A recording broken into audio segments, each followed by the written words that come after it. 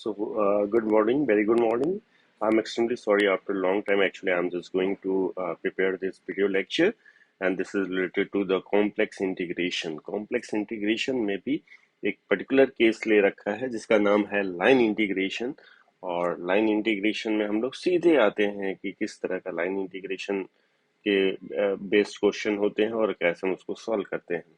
हम लोग जैसा कि जानते हैं कि जब हमारे पास एक कार्टेशियन कोऑर्डिनेट सिस्टम या रियल फंक्शन की हम लोग जब बात करते थे तो वहां पे हम लोग क्या करते थे कि कोई भी अगर आपका कर्व होता था जिसको हम लोग क्या करते थे from the point A to B उसको इंटीग्रेट करते थे। अगर रियल फंक्शन का केस होता था तो हम लोग वहां क्या करते थे, इसको इस लाइन हॉरिजॉन्टल लाइन जो है एक्स एक्सिस उसके अलोंग ए से बी तक हम लोग क्या करते थे, उसको इंटीग्रेट करते थे। From the point A to B हम लोग उसको इंटीग्रेट करते थे और हम लोग क्या करते थे, इसका लाइन इंटीग्रेशन निकाल लिया करते थे। ऐसा हम लोग करते थे।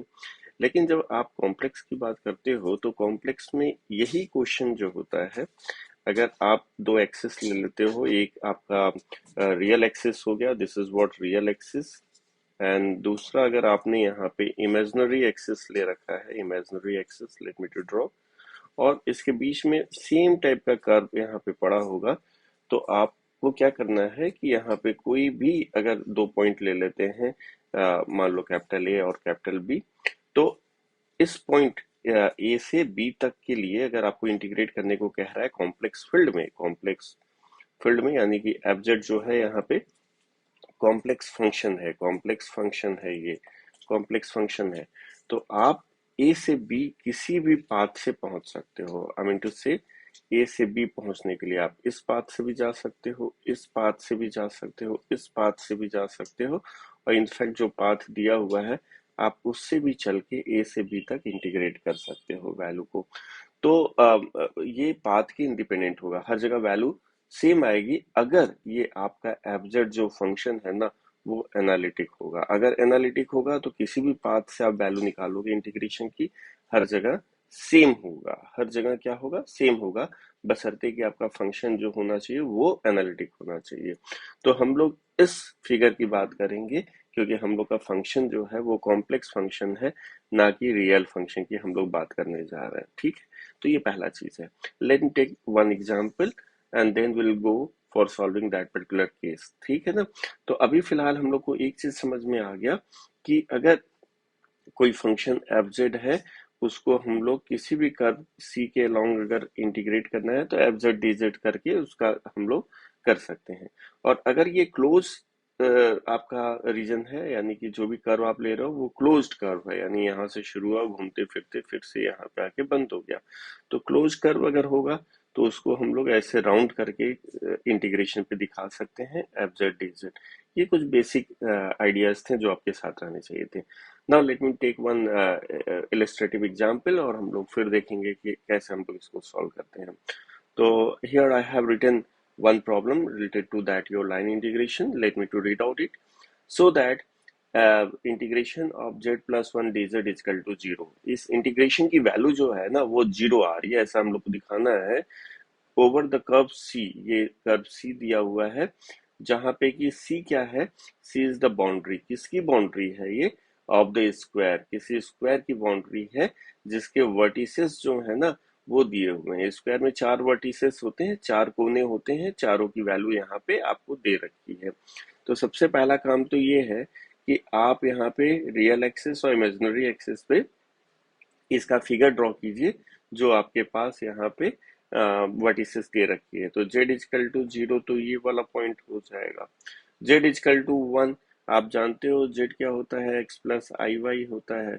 तो अगर कोई लिख रहा है कि जेड इजकल टू वन, तो इसका मतलब है कि आई वाई, यहाँ पे y जो है वो जीरो है और x वन है, यही तो वन के बराबर होगी।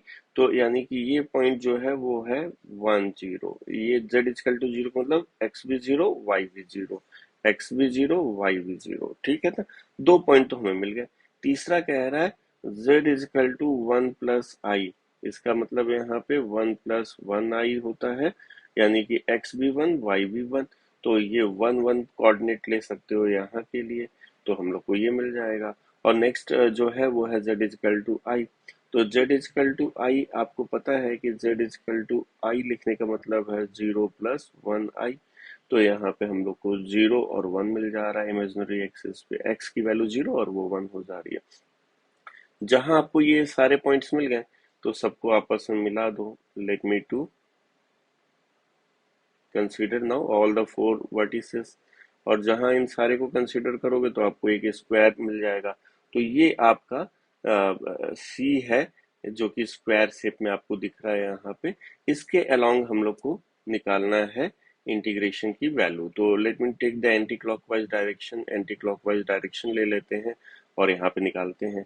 बट उसके पहले मैं जरूर कहूंगा कि आप लोग एक नाम दे दीजिए। ये पॉइंट ए है, ये पॉइंट बी है, ये पॉइंट सी है, ये पॉइंट डी है। तो ऐसे करके हम लोग ने क्या किया, सारे पॉइंट्स के नाम दे रखे हैं। अब हम लोगों को जो क्वेश्चन दिया था उस क्वेश्चन में जो वैल्यू है वो है z+1 dz। तो हम लोग को z+1 हम लोग को निकालना क्या है, हम लोग को इंटीग्रेट करना है z+1 को विथ रिस्पेक्ट टू z। ये क्वेश्चन दिया हुआ है। तो अगर आप चाहो ओवर द कर्व सी, तो अगर आप चाहो तो इसको थोड़े से और अच्छे तरीके से आप x+i/y के फॉर्म में एक्सप्लेन कर दो। तो ये क्या हो जाएगा, this is, can we rewrite it like z is equal to x+i/y और +1 तो ऐसे रहेगा ही यहाँ से। और dz को आप जानते हो, dz क्या होता है, dx+i/dy होता है। तो ये सारे वैल्यूज को हम लोग यहाँ पे अगर रख देंगे तो हमारा एक जो z है वो x और y के टर्म में या dx और dy के टर्म में आ जाएगा। अब हम लोग को यहाँ पे फिगर में अगर देखोगे तो ये कर्व जो है वो कर्व का नाम है AB। ये AB कर्व है। इस कर्व की बात करोगे तो ये इस कर्व का नाम है BC कर्व। और इस कर्व की बात करोगे तो ये कर्व है CD कर्व। और इस कर्व की बात करोगे तो ये कर्व का नाम है DA कर्व।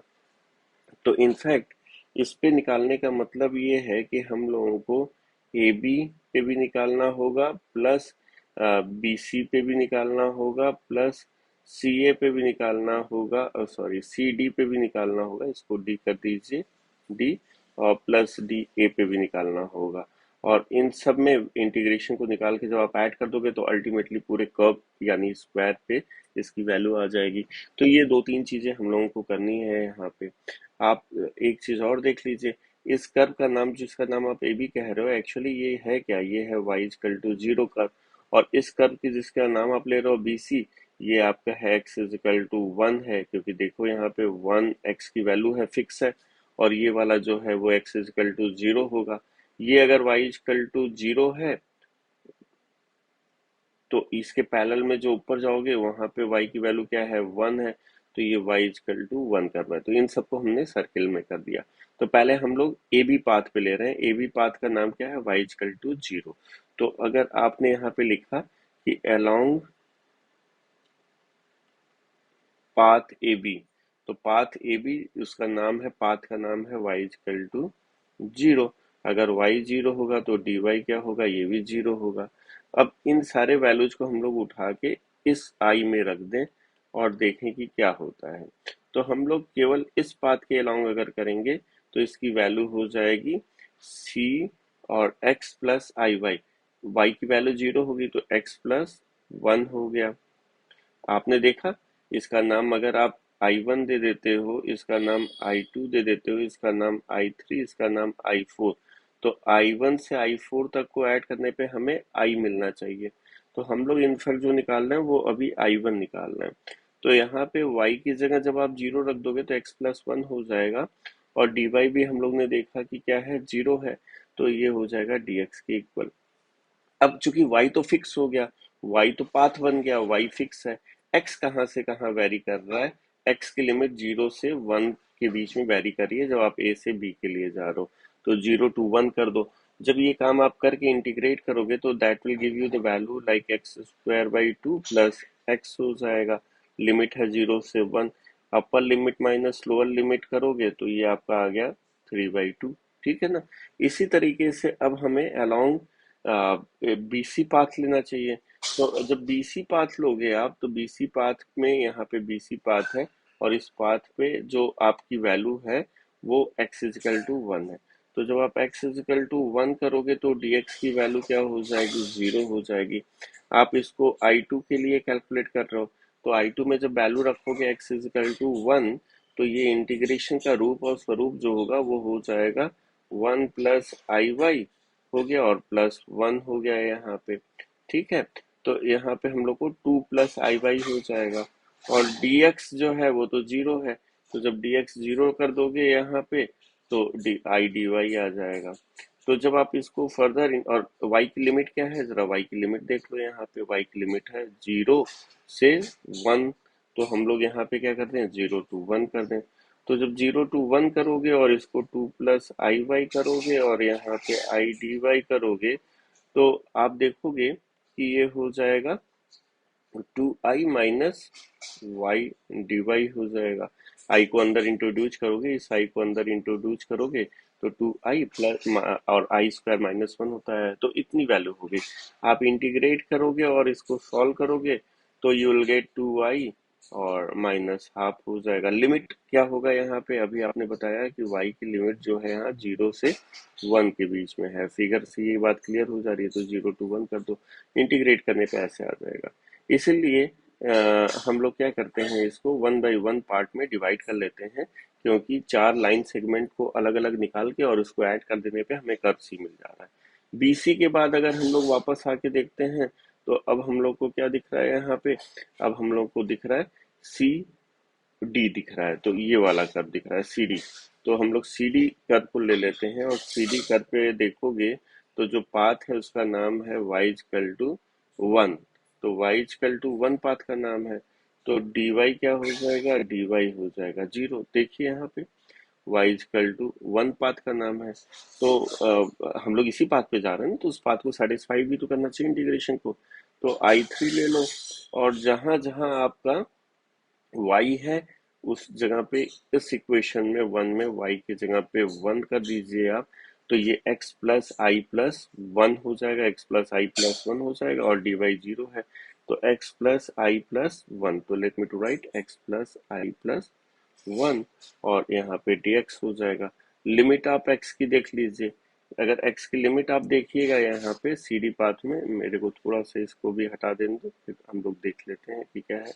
x की लिमिट अगर पाथ में देखोगे तो x सी डी के लिए x 1 से शुरू हो रहा है और 0 पे आ रहा है, तो 1 to 0 कर देंगे, ठीक है ना।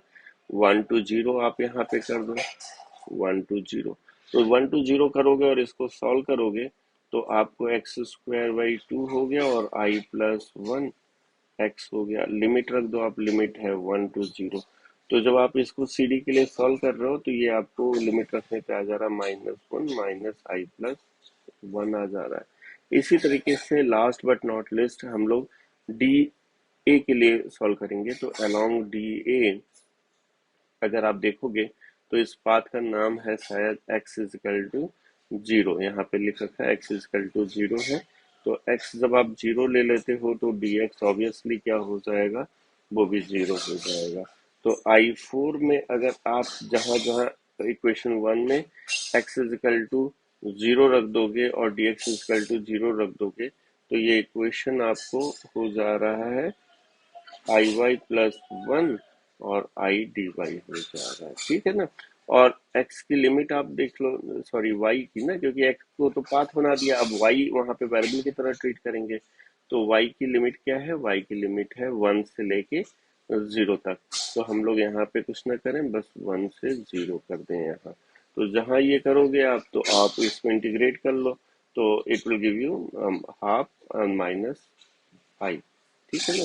अभी क्या करना है हम लोग को, there four I is equal to I1 plus I2 plus I3 plus I4, आप सबको ऐड कर दो तो देखोगे ये प्लस ये प्लस ये प्लस ये, सारा करने पे, सारा करने का मतलब समझ रहे हैं आप, सारा करने का मतलब है कि आप ए से शुरू हो रहे हैं और घूमते हुए ऐसे घूमते हुए आप आ जा रहे हैं वापस ए पे। यही तो मेरा कर था, जहां आप ये सारा करोगे तो इसकी वैल्यू 0 हो जाएगी, और यही हमसे पूछा भी गया था कि भाई बताइए इसकी वैल्यू क्या होगी, 0 आएगी, तो हम लोग ने कहा कि हाँ भाई सब 0 तो आएगी, hence this is what this is the result, ठीक है ना।